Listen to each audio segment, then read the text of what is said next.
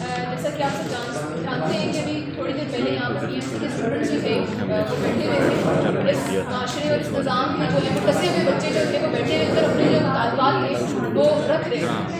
تو یہ طالبوں کے ساتھ طلبا کے ساتھ جو مطلب دہائیوں سے چلتا ہوا آ رہا ہے وہ کسی کے ساتھ جو وہ سامنے جو چھپا نہیں ہے. 3 سال سے اسٹوڈنٹ سالیڈیرٹی مارچ کی شکل میں جو طلبا ہیں وہ پورے پاکستان میں جو ہے وہ سڑکوں پر آئے ہیں، اپنے مطالبات لے کر آئے ہیں، جس میں جو ہے وہ طلبہ یونین کی بحالی، GDP کا 5% جو ہے وہ تعلیم کے لیے مختص کرنے کا کہا گیا. ہم نے ہراسمنٹ کمیٹیز کا مطالبہ کیا. ہم نے جو نیشنل سیکیورٹی کے نام پر جو اداروں میں جو ہے مداخلت، ہم نے اس کے اوپر بات کی. ہم نے جو تھا وہ یہ کہا گیا کہ جو تعلیم کا جو بجٹ ہے جو کٹ کیا جا رہا ہے وہ مت کیا جائے، کیونکہ تعلیم آپ کے معاشرے کی بہت ضروری ہے. آپ کا معاشرہ پڑھے لکھے گا نہیں تو آپ اس طرح سے کہہ سکتے ہیں کہ ہم نے جو اپنا وہ ہے اکانومی اس کو آگے لے کر جانا ہے. تو ان مطالبات کے بجائے اس کو کہ ان مطالبات کو مانا جائے، اس کی عوض ہمیں کیا ملتا ہے کہ 2019 میں ہمارے ساتھیوں کے اوپر پرچے کر دیے جاتے ہیں. عالمگیر وزیر کو دن دہاڑے کیمپس کے اندر سے ابڈکٹ کیا جاتا ہے. 2020 میں عمار علی جان کو ان کے لیے ڈیٹینشن آرڈرز نکال دیے جاتے ہیں. تو کیا یہ سلوک طالب علموں کے ساتھ، آپ کی اس قوم کے فیوچر کے ساتھ، کیا یہ سلوک جو ہے وہ اچھا سلوک ہے؟ کیا آپ یہ سمجھتے ہیں کہ یہ اس طرح کا سلوک ہونا چاہیے؟ ہم اسٹوڈنٹ سالیڈیرٹی مارچ کے بعد آج ہمارا اس پریس کانفرنس کو جو ہے وہ رکھنے کا بیسکلی مقصد یہی ہے کہ اب ہم اپنا اگلا لاہے جو ہے وہ طے کریں. ہم صرف محض یہ ان کے کونسلوں کی جو ہے وہ اس کی آڑ میں نہ بیٹھے رہیں. اب ہم اس کو بتائیں کہ اگر آپ نے ہمارے مطالبات نہ مانے تو یہ طالب علم جو ہے وہ سڑکوں پر ہوں گے، یہ جو ہے اپنی ہڑتالیں بھی کریں گے، یہ جو ہے وہ بھوک کیمپ جو ہے وہ بھی لگائیں گے. لیکن جب تک آپ ہمارے ساتھ جو ہے وہ ایک اچھا جو ہے وہ سلوک نہیں کریں گے، ہم چپ نہیں بیٹھیں گے. ہمارے مطالبات جب تک آپ نہیں مانیں گے ہم چپ نہیں بیٹھیں گے. تو ہمارے ساتھ آج موجود ہے دھنک، جو کہ اب مزید PMC کا جو مسئلہ ہوا اس کے اوپر جو ہے وہ اس حوالے سے روشنی ڈالیں گے. السلام علیکم. سب سے پہلے تو میں آپ اسٹوڈنٹ سالیڈیرٹی مارچ کے جو منتظمین ہیں ان کی بہت بہت شکر گزار ہوں، کیونکہ انہوں نے اس ناانصافی میں وہ پھر ایک دفعہ پھر سے ہمارے ساتھ کھڑے ہوئے، ڈے فرسٹ سے ہمارے ساتھ کھڑے رہے. جیسے کہ میرے ساتھیوں نے آپ کو ڈیٹیل میں بیان کیا کہ ہمارے ساتھ اب تک کتنی ناانصافیاں ہو چکی ہیں. ایک انفیئر ٹیسٹ ہوا، ہم پھر اکٹھے ہوئے، اب ہم پھر اس کے خلاف کھڑے ہو رہے ہیں. دوسری ایک اور بات جو ہے وہ پرائیویٹ میڈیکل کالجز کی فیس کی بات ہے. پہلے ہمارے جو مڈل کلاس بچوں کے ہمارے پیرنٹس تھے وہ اپنی سیونگس جو ہے نا وہ بیچ کے کسی طرح بھی ہمیں 10 lakhs پر ایئر جو ہے وہ افورڈ کر کے کس طرح ہمیں بھیج دیتے تھے کہ ہمارا خواب پورا ہو سکے. لیکن اب وہ بھی نہیں کر سکتے. اب تو مڈل کلاس کے لیے پرائیویٹ میڈیکل کالج میں جانا ایک خواب بن چکا ہے، کیونکہ 19 lakh پر ایئر یہ افورڈیبل نہیں ہے کسی بھی طرح. ہم لوگ وزیروں یا ان کے بچے نہیں ہیں کہ ہمارے ماں باپ نے کہا اچھا ان کا گورنمنٹ میں نام نہیں آیا تو ان کو پرائیویٹ میں ڈال دو. انہیں بار بار ہی کنسیڈر کرنا پڑتا ہے کہ کس طرح. اب تو یہ ان کی بھی جو ہے وہ ہمیں وہ ایک ہوپ بھی نہیں دے سکتے کہ بیٹا ہم یہ 19 لاکھ افورڈ کر لیں گے. یہ کسی بھی طرح جسٹیفائڈ نہیں ہے. ان کو PMC کو جو ہے وہ ریکنسیڈر کرنا چاہیے کہ ہمیں ہمارے خوابوں کو تک پہنچنے کے لیے جتنی رکاوٹیں ہیں یہ ہٹیں. ہم 19 لاکھ نہیں افورڈ کر سکتے. 10 لاکھ اتنی مشکلوں سے ہوتے تھے، 19 لاکھ میرے خیال سے پھر تو امیروں کے بچے ہی پڑھ جائیں گے. ہم ادھر ایسے ہی بیٹھے رہیں گے. یہ ہم سب کا حق ہے، تعلیم حاصل کرنا ہم سب کا بنیادی حق ہے، اور ہمیں اپنے رائٹس کے لیے ہم سب ہر حال میں کھڑے ہوں گے. چاہے اگر وہ ہماری بات نہیں مانتے 16 دسمبر سے پہلے ٹیسٹ سے پہلے تو ہم نیشن وائڈ پروٹیسٹ کریں گے، کیونکہ اب بہت ہو گئے ہم لوگوں کے ساتھ بچپن سے زیادتیاں ہوتی آ رہی ہیں. اب ہم ایڈمیشن تک مطلب ہم اپنے خوابوں کو نہیں پورا کر سکتے کیونکہ ہمارے پاس پیسے نہیں، ہم افورڈ نہ کر سکیں. لگژری بنا دیا آپ نے پرائیویٹ میڈیکل کالجز میں تو وہی لوگ جا سکتے ہیں جو 19-20 لاکھ افورڈ کریں. تو یہ صاف بات ہے کہ یہ امیروں کی بات ہے.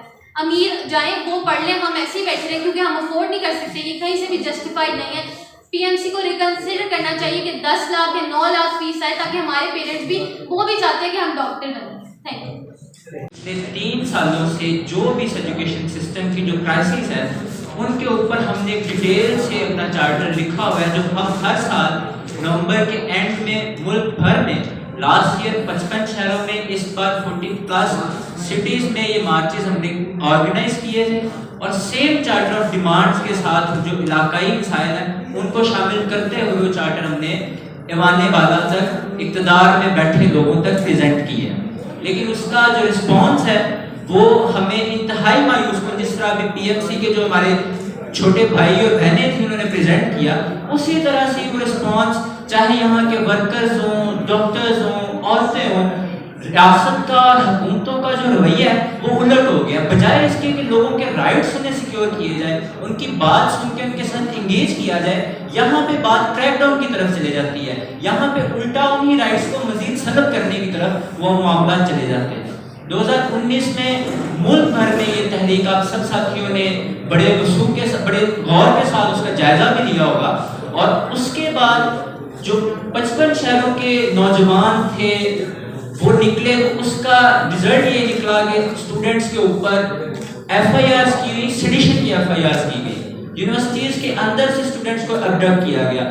سو یہ جو رویہ ریاست کا یہ ہمیں قطعی طور پر قابل قبول نہیں ہے. اس بار بھی انہوں نے ہمارے ساتھی کامریڈ عمار علی جان کے ڈیٹینشن آرڈرز ریلیز کر کے ایک پروفیسر کی جو ہے توہین کی ہے. ہم سمجھتے ہیں کہ وہ صرف ایک پروفیسر کی نہیں بلکہ وہ ایک جو اس ملک کے نوجوان کے ساتھ اور تعلیمی نظام کے ساتھ ریاست کا رویہ پچھلے 70 سالوں سے رہا ہے وہ اس کی عکاسی کرتی ہے. پچھلے 30 سالوں سے جو ریاست کا نیریٹو ہے اور جو ڈکٹیٹرز کا جو بیانیہ رہا ہے، جو طریقہ کار ہے، اس کے بعد اسٹوڈنٹ یونینز کے اوپر پابندی اور اس کی وجہ سے جو تعلیمی نظام مختلف طرح کی ڈسٹورشنز کا، اسٹوڈنٹ مختلف طرح کی ایکسپلوٹیشنز کا شکار ہوا ہے، ہم اسے مزید نہیں چلنے دیں گے.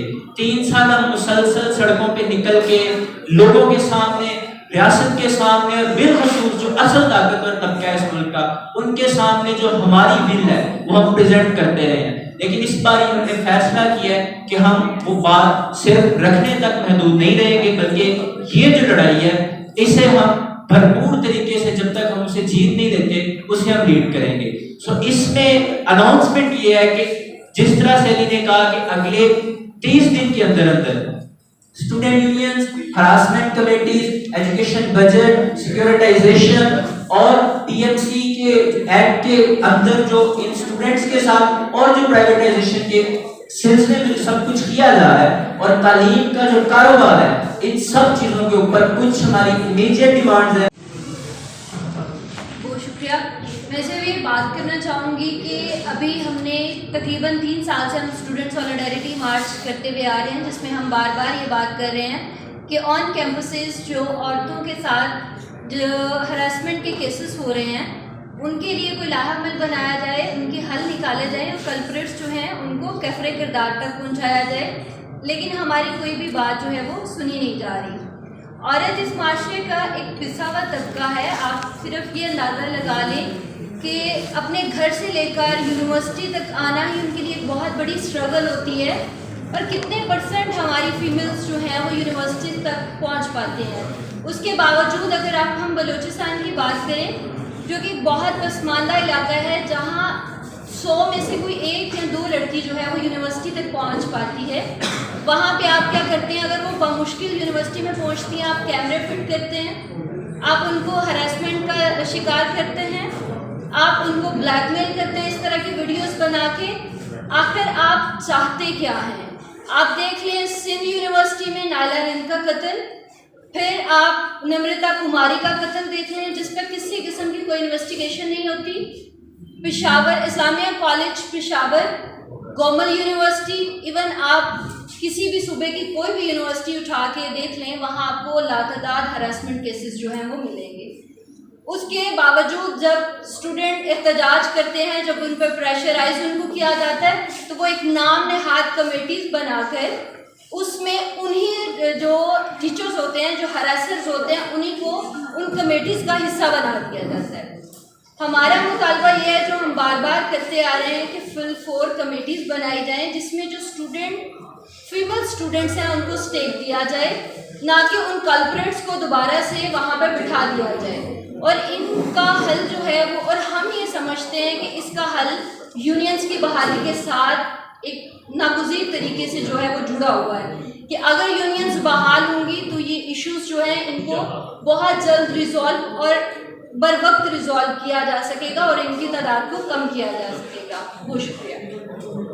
ہماری جو پریس کانفرنس کا ایک مقصد تھا وہ یہ تھا کہ حکومت نے 27 نومبر کو طلباء یکجہتی مارچ کے بعد جب ضرورت تھی کہ وہ ہمارے مطالبات سنتے، ہمارے ساتھ بیٹھتے، ہماری جو ڈیمانڈز ہیں ان کو حل کرنے کی بات کرتے، تو اس وقت ریاست کی جانب سے پروفیسر امان علی جان کے ڈیٹینشن آرڈرز نکال دیے جاتے ہیں، اور مطالبات کیا ہے اسٹوڈنٹ سالیڈیرٹی مارچ کے، وہ ہیں طلباء یونین کی بحالی جو پچھلے سال بھی تھا، جس پہ وزیر اعظم نے بھی ٹویٹ کی تھی، مختلف منسٹر نے بھی ٹویٹ کی تھی، اس پہ بات ہوئی تھی، مختلف اسمبلیوں میں بل پاس ہوئے تھے اس پہ، لیکن وہ ابھی تک بحال نہیں۔